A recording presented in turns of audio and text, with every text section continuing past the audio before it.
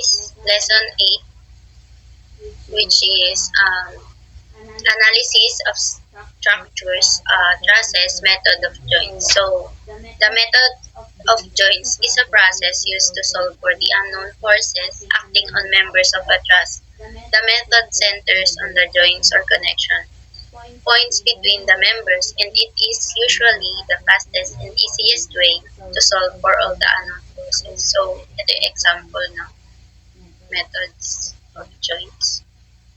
Then, next na tayo dito sa problem. So, meron tayong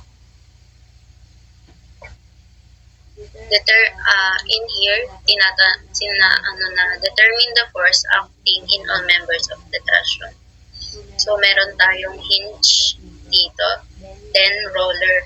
Pag hinge, alam naman natin na dalawa yung hinahanap, yung X and Y. Then sa roller, isa lang na patakas. So, next. So, dito, una natin gagawin is mag-moment para makuha natin yung AY na reaction. So, makikita naman natin dito yung distance is 1 meter, 1 meter, and 1 meter. So, kung yung AY papunta dito is magiging 3. Then, yung 25 na force na pababa times 1. Then, equals 40 yung letter C times 2 na eto. Since nakakagawa tayo ng triangle dyan, mag-Pythagorean theorem tayo. Square root of 5. After nun, pwede natin siyang i-shift solve para makuha din natin agad yung sagot. Next is yung horizontal. Since ito lang naman ang horizontal force natin, yun na din yung AX natin. Then, para naman makuha natin itong reaction ng RT, magmo-moment tayo sa A. So, kita naman natin A papunta sa RT. 3 yung distance niya, then,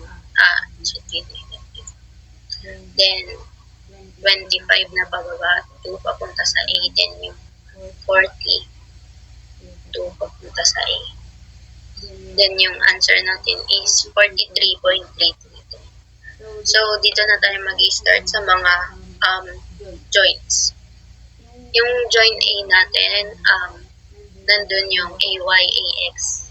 And since nakuha na natin siya nung moment tayo tsaka sa summation of force. So, mag-ano tayo dito, free body diagram. Magsa-summation force, vertical muna tayo. Mga vertical forces muna kukunin natin, which is then yung ito. Lalagay natin dyan is yung sa Pythagorean theorem, since yung vertical yung hinahanap. Ito yung gagamitin natin, 25. Tapos yung hinahanap, then equals to ito, AY. Pag divide lang natin siya sa sarili niya, magka-cancel din dito sa kabila. So, ang answer niya is 20.497. Magsa-summation force naman tayo ng horizontal. Ito. Then, ito.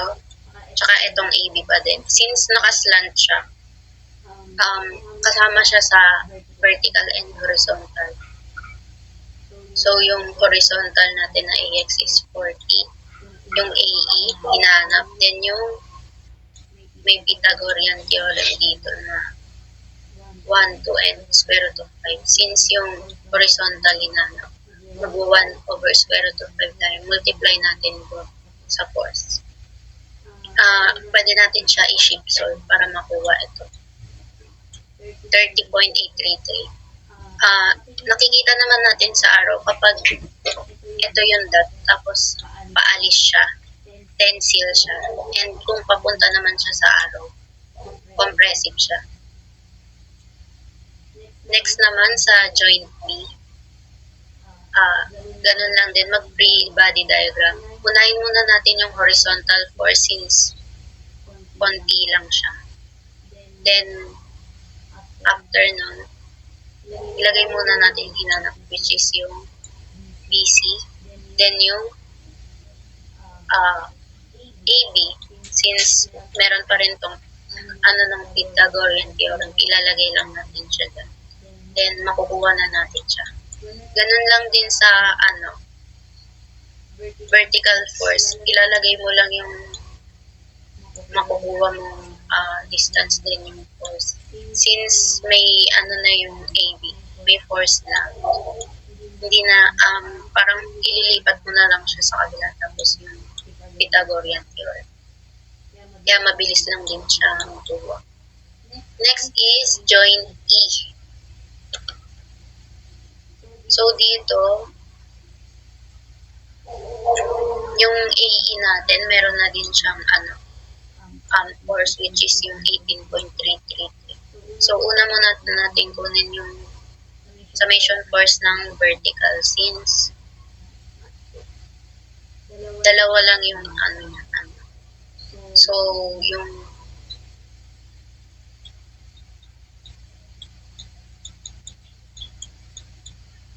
Pythagorean, then yung CE, then yung BE. Times natin dun sa 18.3343. Then, makukuha na natin to. Kahit i-shift solve na lang para makuha. Then, after nun, yung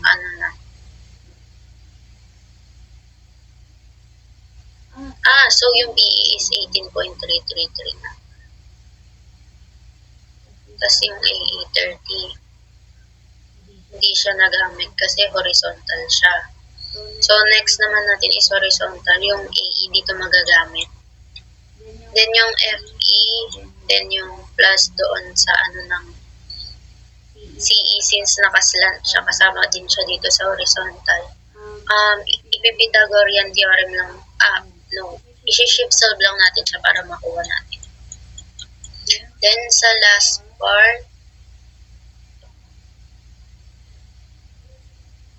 ito joint F. Since halos lahat naman is meron ng value dahil dito sa mga nauna nating solve, ililipat na lang natin ito para makuha siya. So, since isa lang naman yung dyan, 25, ayun na lang din yung sa vertical natin. Then, dito sa DF, 21.666, which is yung 8. Ito na lang yung force na. Tapos ito na lang din yung force na since isa lang naman yung nandyan. Then dito, since halos lahat may force na, i-input na lang natin lahat siya para i-check kung mag-i-equal ba yung ginawa natin. Same lang din siya dito sa joint D since nakuha na halos lahat to. Check na lang natin kung tama ba siya. That's all. Thank you.